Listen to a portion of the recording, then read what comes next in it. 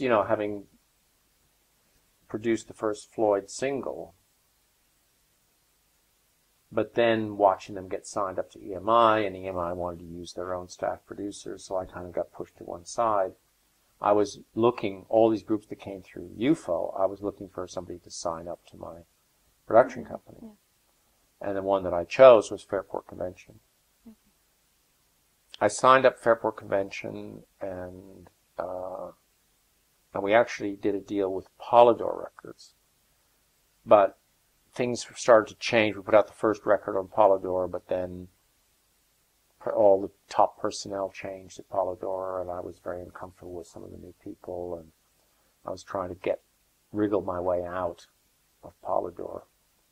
And I just ran into Chris Blackwell, who I'd met because of that session with Eric Clapton and Stevie Winwood, where we had to get his permission to use Stevie Winwood, and I'd gone around to get him to sign this release. I met him there once. And I think I asked him to come and see Pink Floyd at the Palace Square once. So I met him twice. And this was sort of a year and a half later. And I was going into a studio. I was mixing the second Fairport Convention record and feeling really bad about the fact that it was going to come out on Muldaur. And I just bumped into Blackwell at the studio. And I kind of looked at him, and he looks at me, "Don't I know you?" You know, I'm Joe. "Oh, you're Chris Black." "Oh, of course," you know. And then and he said, "I really liked that Fairport Convention. You know, I'm really sorry you didn't bring it to Island." And I said, "Oh, really? Well, maybe it's not too late." And so we had dinner the next night and made a deal, and I managed to escape from Muldaur and go to Island. Oh. And that was when he had just set up his office in Basing Street. And he had a studio there, and he had his apartment up in one end of the church building. And at the other end was the office. And they had this big round table, and the whole company sat around the round table, including Chris.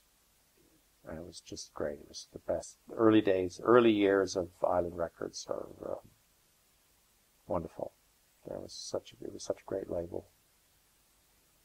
How would you compare it to now? I mean, there's nothing like it now. I think, you know, it's a great period for independent labels now because, you know, there aren't that many places to sell records. Yeah. So you don't have to have a huge organization to cover the record market. So most records that come out seem to be on record labels you never heard of before. Hmm. So the independent label is just part of the business now.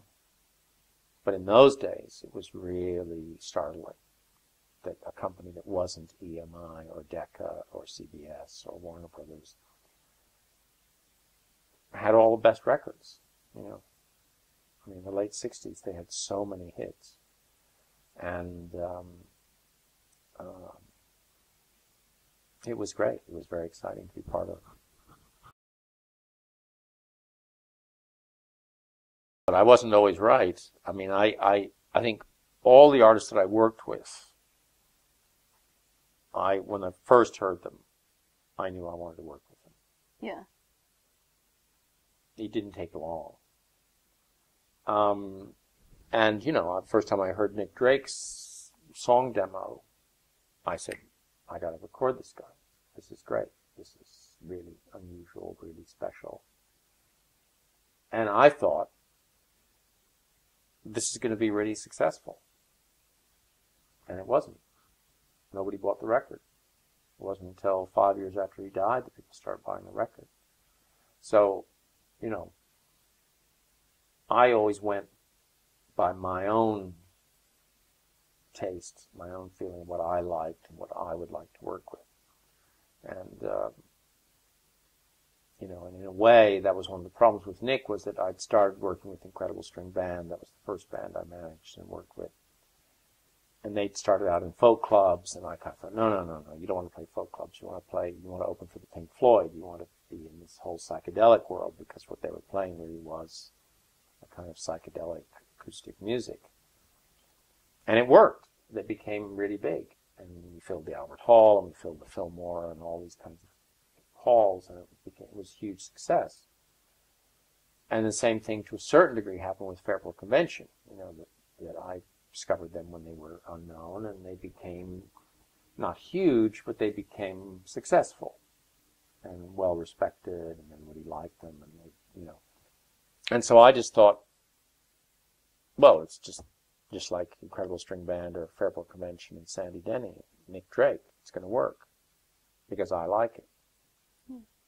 And it didn't. So that was my first real setback in a way. It was like something I felt should work, and it didn't.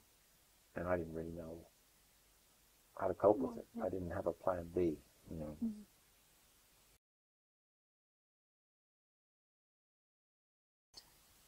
Today, things are so different that I feel that any suggestions I would give would be, you know, like from another age. You know, the world is so different, you know, in terms of how you promote things using the internet, how you get records out there, how you make the record in the first place. But I think, you know, the things that are timeless are the fact that it always works better when you're doing something you love. And, you know, the people who succeed in the music business then and now, I think, are people who love the music that they're producing, and that they really have a feeling for it and a feeling for the audience. I mean, I remember my first night with the blues tour in England.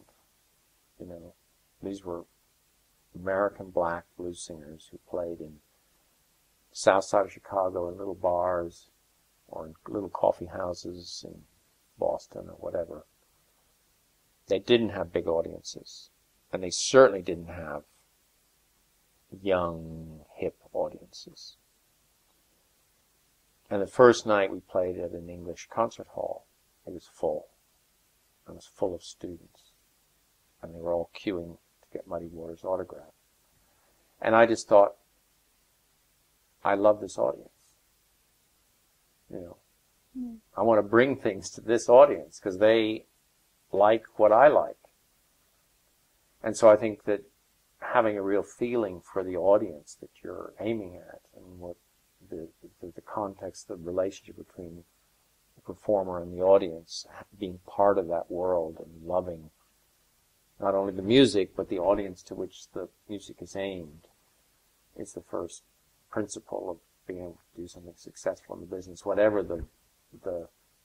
whether, you know, you're making stuff to be downloaded by MP3s rather than actual records. It's probably, those principles probably are the same.